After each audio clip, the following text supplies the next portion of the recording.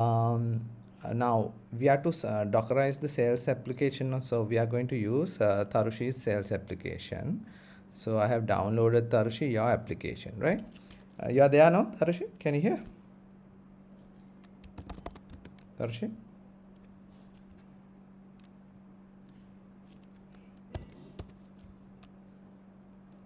Can Tarushi hear? Yeah, can you hear? Right, okay. So Tarushi, there's only one file we need. Now when we are going to Dockerize, we need to give the configuration file. That is called Dockerfile, right? Dockerfile will contain certain set of commands, right? So so that is the how do you call, the configuration for the environment for the container, and this will basically install Node.js, Sails, and all the other dependencies inside that container, so that Kanchani or the QA team don't need to install for Sails and everything in their PCs, right? So they will be just taking the image of the Dockerized file and then building the server and testing out. So anytime they can just get a git pull of your recent code and create the image and test it out in their machines, right? So the Docker file will contain certain commands. The first one is the node version that should be installed. Now for the moment, let's not use the latest. Latest have some certain Sails.js problems. So that is, I think 18. So either 17 or 16 we can use. Then the next command is install in the Sails.js globally. Now depends on the Sails.js version you are using. Now in this scenario, we are in the package.js, and I could see the Sails.js version is 1.2.4. So in the Docker file, we will install 1.2.4. Now, depending on the project, let's say I have now it's 1.5 now Sails going.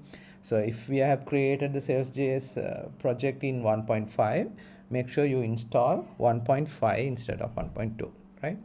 So the third command is it copies all the files of your working directory into a temporary directory called app, right? Then it will copy the package.json, and it will do a npm install. So then it will install nodemon, the moment, whatever Sales Mongo, whatever the packages you have installed in the project, it will automatically install. Once installed, it will copy the working directory into the container directory and expose the container through a port. Now in this scenario, I have opened the port 80. Now keep in mind, port 80 is the default host, Kanchani. So whenever Kanchani or our QA team just type localhost, it defaults goes to port 80. Keep in mind, okay? Defaults goes to the default port of HTTP is port 80, right? That is why I have given 80. Then it's easy so that Kanjani and the team don't have to remember or memorize the ports. Okay. So then the port 80 will be exposed. Then the final command is lift in the Sails. Now, in a Docker container, Tarushi, we can't manually go and start it, right? So we have to set up a command to start it. This is the command Sails lift in the port 80. I have added a extra parameter called Sails environment, right? So there are three Sails environments. One is the developer environment, which normally runs Tarushi when you are doing Sails lift, okay? But when you're doing Sails lift production, or when we push it to Heroku, it automatically goes to an environment called production, right?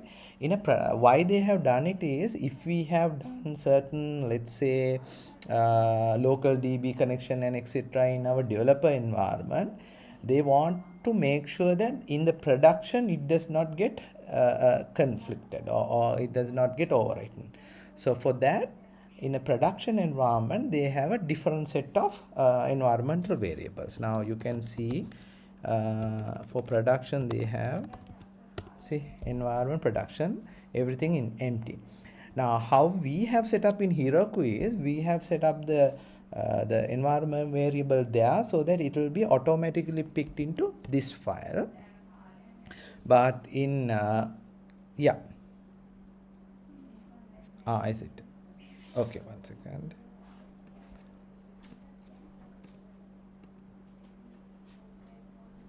Can you see now? Okay, right. Now what will happen is, now in Heroku the environmental variable can be set in its settings, right? But now our QA teams can't do it now. So we have another environment called staging, right? So staging environment, so I'll show the staging environment. In the staging environment we can set the actual DB the QA team will be working on, right? Now in this instance, the Atlas DB, the cloud DB is what Kanchani and the QA teams are using. So in staging section, I can add our cloud database details, and in our normal data source, we can add our local environment. What will happen is when you do normal sales lift, it will invoke dev environment.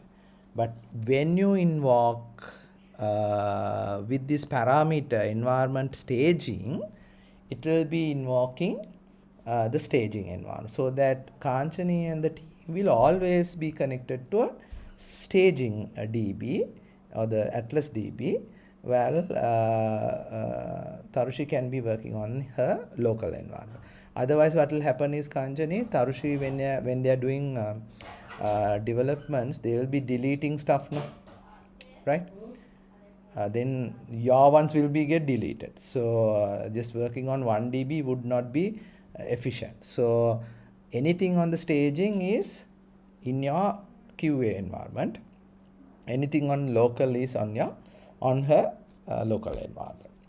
So she can play around with her DB without any problem, right? So those are the steps we need to put it into the Docker file. So there's only two files to be checked. Then create the Docker file. If we rename it as Dockerfile, it will be anyway picking up as a default Docker file. But if you need to put a different name, we can put a different name and then call it in our Docker build, right? So basically, actually we can just blindly copy paste this with the correct versions. Tarushi, there's no problem. When we create a new project, Kanchani, let's build all this and keep, so that it will be easy for everybody, right? Right. So what will happen is, there is three environments. One is the dev environment, which is the local.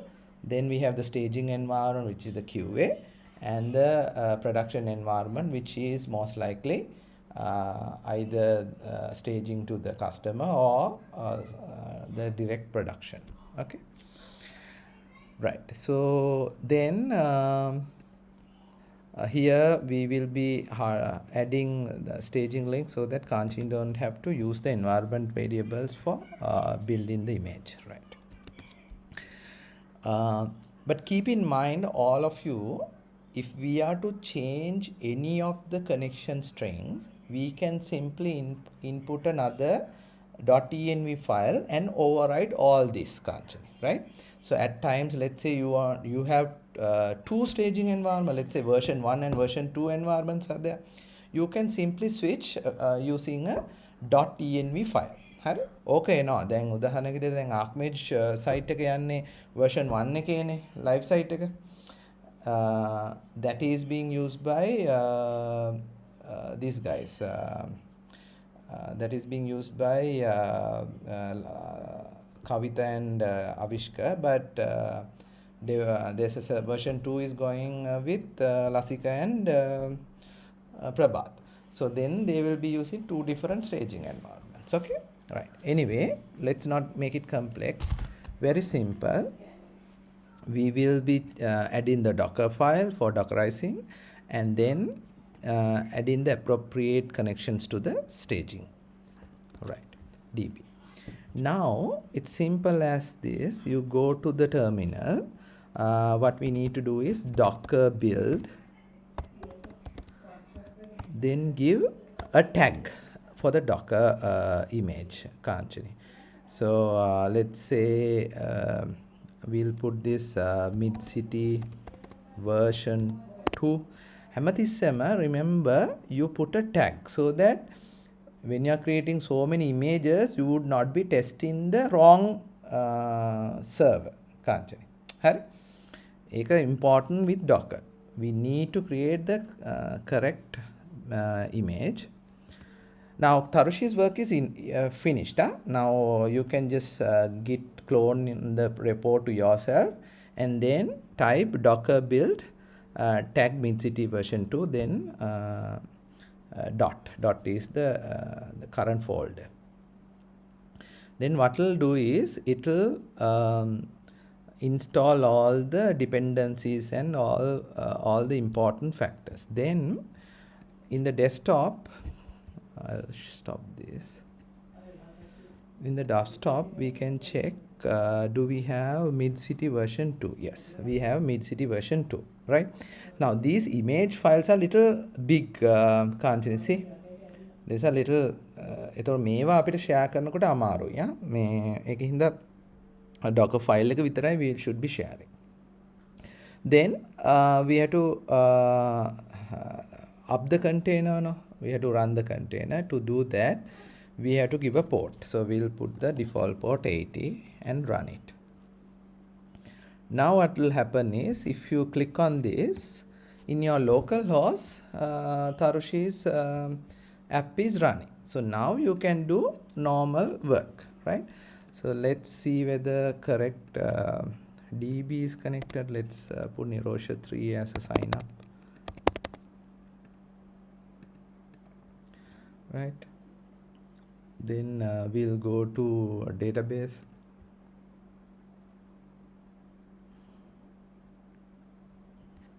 and see whether Nirosha 3 is there. See, Nirosha 3 has been added to the staging environment, right? So this is how you basically Dockerize the Sails.js, okay, and start the build, right?